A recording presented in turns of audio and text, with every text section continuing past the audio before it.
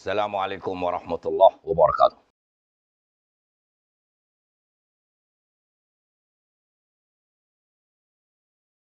Bila tiba bulan Ramadan, malam-malam bulan Ramadan tu kita hidupkan dengan qiyam Ramadan, iaitu melakukan ibadat Ramadan yang induknya adalah solat tarawih.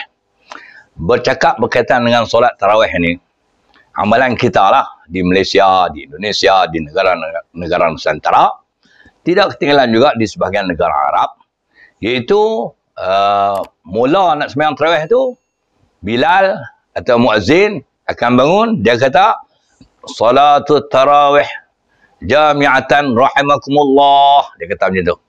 Kemudian semua ni, Salatul qiyam azabakumullah. Tu. Salatul qiyam tu maksud salat tarawih lah.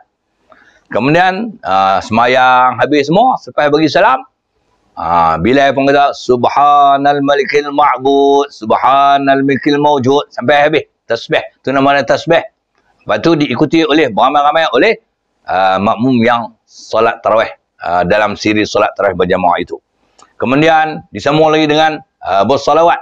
Bilal pun kata Allahumma salli ala Muhammad, makmum pun jawab sallallahu wasallam alaih ataupun Allahumma salli wasallim alaih. Lepas tu habis tu imam pun baca doa.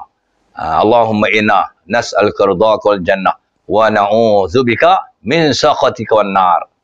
Dan di habis doa lah Allahumma innaka afuwun karim sampai habis. Persoalannya, boleh atau tak boleh? Maka, bagi menjawab soalan ini, ada dua jawapan. Jawapan yang pertama, orang yang tak mau lah. Kumpulan yang tak mau, bukan sahaja di Malaysia lah, di negara-negara Arab, dan di mana sajalah bumi yang dihuni oleh orang Islam ni, iaitu mereka mengatakan semua itu adalah bid'ah. Bertasbih lepas solat tarawih adalah bid'ah. Solawat selepas tarawih adalah bid'ah. Iaitu berselang-seling di antara satu salam dengan takbir yang berikutnya adalah bid'ah, bersalawat adalah bid'ah, doa adalah bid'ah. Mereka mengatakan bid'ah, alasannya kerana tidak ada dalil yang menunjukkan bahawa amalan-amalan tersebut dituntut untuk melakukannya. Jadi kalau kita buat amalan-amalan yang tak ada dalil, tidak ada nas daripada Nabi SAW, maka benda itu adalah bid'ah. Jadi tak boleh lah. Itu satu pandangan. Pandangan yang kedua, dia kata boleh. Banyaklah pandangan-pandangan tu. Salah seorang yang ditanya ulama iaitu Ibnu Hajar Al-Haytami. Ibnu Hajar Al-Haytami ditanyakan kepadanya, boleh atau tak boleh bersalawat kepada Nabi SAW di antara satu solat tarawih selepas bagi salam dengan solat tarawih yang berikutnya. Sebagaimana yang kita duk buat la ni lah. Sebagian kita. Maka Ibnu Hajar Al-Haytami jawab, dia kata, salawat selepas solat tarawih ni bukan sunnah. Tetapi dia kata, kalau seseorang itu bersalawat ke atas Nabi selepas bagi salam solat tarawih dengan menganggap bahawa perbuatan tersebut adalah sunnah, maka itu adalah bid'ah, dia kata.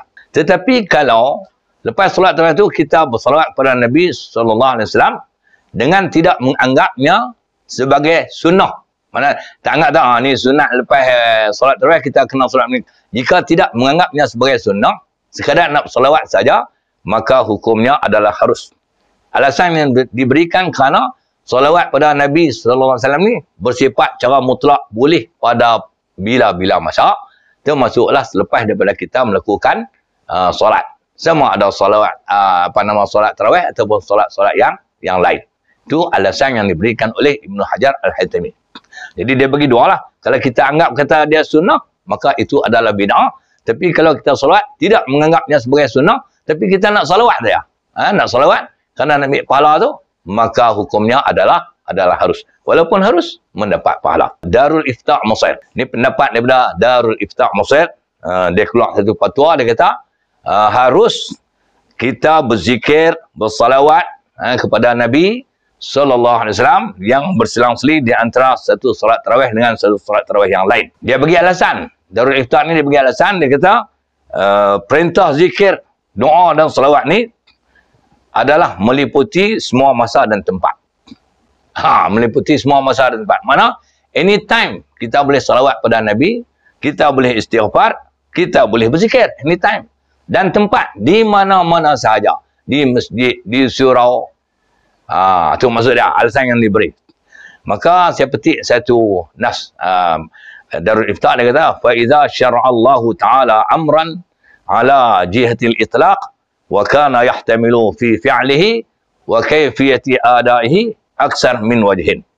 Maksud dia, apabila Allah mensyariatkan sesuatu perintah secara itlaq, itu secara mutlak, mana tak diikat dengan masa dan tempat, maka pelaksanaannya, itu pelaksanaan perintah Allah itu, dan cara-cara untuk melaksanakannya, tentulah lebih daripada satu bentuk atau lebih daripada satu cara.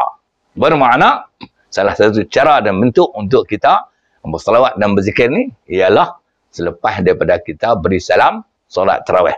Jadi, boleh tak boleh kita bersalawat lepas mayang tarawih ni? Boleh tak boleh? Kalau pandangan saya adalah boleh. Kerana apa? Kerana selagi mana kita tidak menganggap bahawa bersalawat kepada Nabi selepas solat tarawih itu sebagai sunnah, itu tak boleh. Dia jadi bid'ah. Tapi kita tidak menganggapnya sebagai sunnah, kita anggap kata perintah salawat, perintah zikir ni tidak terikat pada masa dan tempat. Kita boleh zikir, boleh salat bila-bila masa dan di mana-mana sahaja.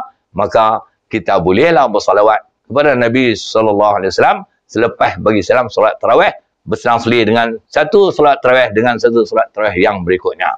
Jadi siapa yang tak mau nak solat pada Nabi selepas daripada solat tarawih, janganlah halang orang nak solat. Contoh dalam satu masjid, orang kata Allahumma salli ala Muhammad. Siapa nak solat, salawat. Tak mau solat, jangan pi halang orang yang nak salawat, kerana ada dalil yang mengatakan boleh. Semoga ada manfaat. Wallahu alam.